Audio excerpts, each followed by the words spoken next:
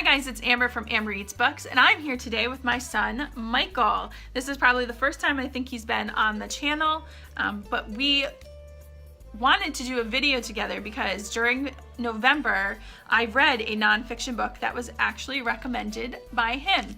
And I read Chasing Lincoln's Killer by James L. Swanson.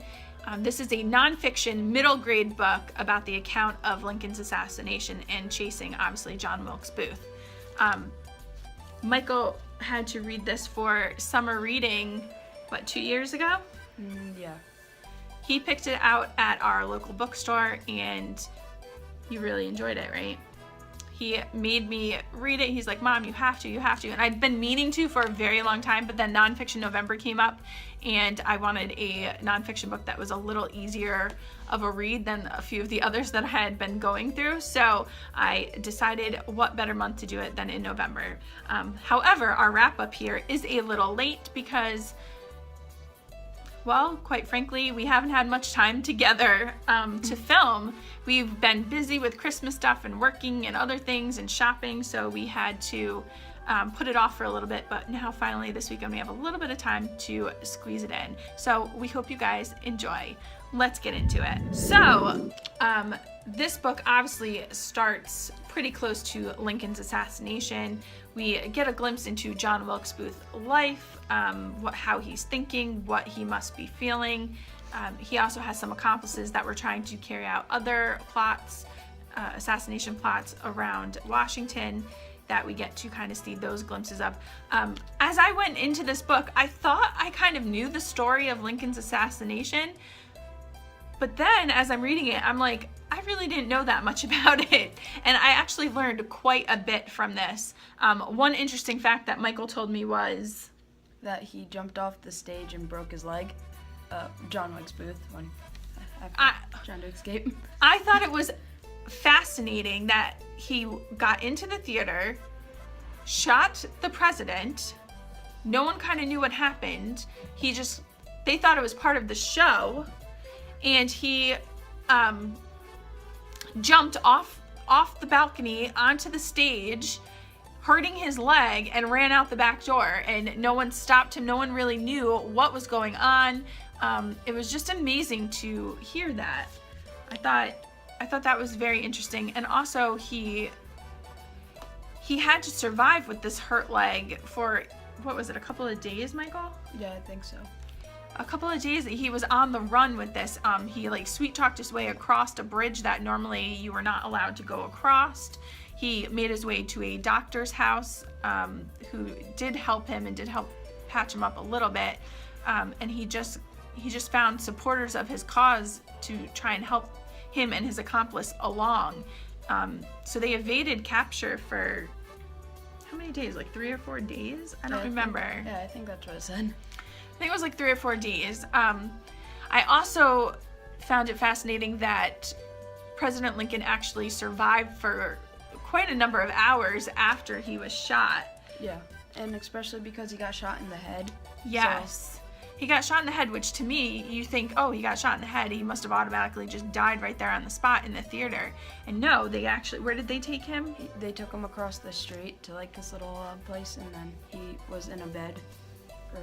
So he wasn't even in his own bed.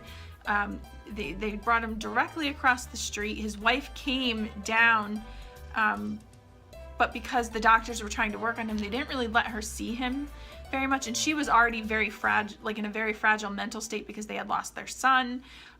So it was very hard to read those parts where it was like talking about her and how she was going to deal with this. They were calling for his other son to come down and to see him before he died, but I don't know if he ever made it. I don't remember reading about that in the book. And then they finally figured out that it was John Wilkes Booth and this other guy that was going, riding along with him, who really didn't do anything. He was just another accomplice to another assassination that was trying to go on at the same time. But he ended up meeting up with him and trying to help him get away. And because he was like entangled in all of this, he ended up getting imprisoned later on. The other assassination plot that they had was for, was it like a Secretary of State kind of guy? I can't remember. Yeah. I can't remember what his name was. It's been a couple of weeks since I read this. But yeah, that one, the two accomplices, one stayed outside with the horses, one went inside to go and kill this person of political power, Secretary of State William H. Seward, yes. So I was correct. He went in to go kill him. He had been in his bed. He was already feeling ill, and he like barreled his way through. He tried to kill him, but his family protected him. His daughter especially protected him, and they ended up, you know, he got away. They didn't know who he was or anything like that, so he got away for a period of time. But the secretary ended up surviving, though he was disfigured from it. He had a scar across his face where he had been cut open. But just a fascinating account. I'm so glad that Michael made me read this, because I thought I knew stuff and I really didn't. And this was so easy to read and so engaging and just quick paced than a lot of other nonfiction books. And for a middle grade kind of book, I thought it was fantastic. I think I ended up giving it 5 stars. I'm not sure. Maybe it was 4 or 5 stars. I also love that throughout the book, they included little pictures from actual newspapers and periodicals of the time. I think this was Samuel A. Mudd. So you get a feel for the story and these people. I'm gonna go to the back here.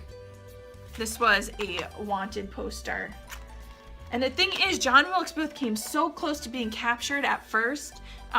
They were really close to him, though they just didn't know about him. For some reason, they just didn't take it into consideration. And even after someone went and said, hey, this person was at this farm, you should go and take a look, they kind of just brushed it off as another tip that was just not gonna pan out. And then eventually they came back around to it, and he got captured. Well, he didn't get captured, he got shot. But I just thought that was fascinating too. I mean, he was so close to being caught. I was just trying to look for the picture of, these were the other accomplices of the time. And some of them, you know, you just never know. It was just so fascinating. This was the one of Powell, who was the one who tried to kill the Secretary of State. They said he was the most photographed in prison. Some of these men got prison, life in prison. Some of them got hung or shot.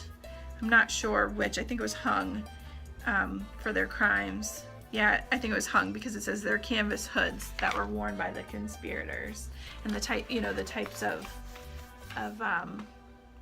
wrist irons that they wore and stuff. But what did you think, Michael? What did you think as a middle schooler reading this? Like, and Michael's a reader, but he's not like a huge reader. Like, he reads mostly during the summer. During the school months, he is not quite into reading as much.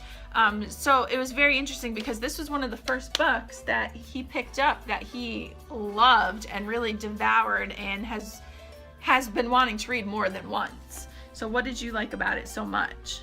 Well, I like that, like just the storyline in general. Yeah. I liked learning about like how they set up the assassination, how it was carried out, and I just thought it was pretty intriguing. And I liked learning about how Booth escaped and evaded capture for as long as he did. And also I liked how the story was written in the pictures. I really love this book, and I don't know if he's written any others. I will have to check that out. But if he has, I really want to get them and give them a go, because we just love this one so much. So fascinating. And I really want to, I don't know if it'll come up on camera, but the naked hardback has a great gold spine, and it's kind of hard to see, but there is like a pistol engraved in the cover. Like I said, it's hard to see because it is, oh, if I go this way, you can see it, engraved in the cover. So I thought that was a really cool little touch. But anyway, I just want to say thank you for making me read it, and we hope you guys loved watching our video. Hopefully we will have another video like this soon, because we really both enjoy reading and discussing books like these together. So maybe we will try and find another nonfiction account type book, middle grade type book to read for you guys. So anyway, we hope you have a great week and happy reading.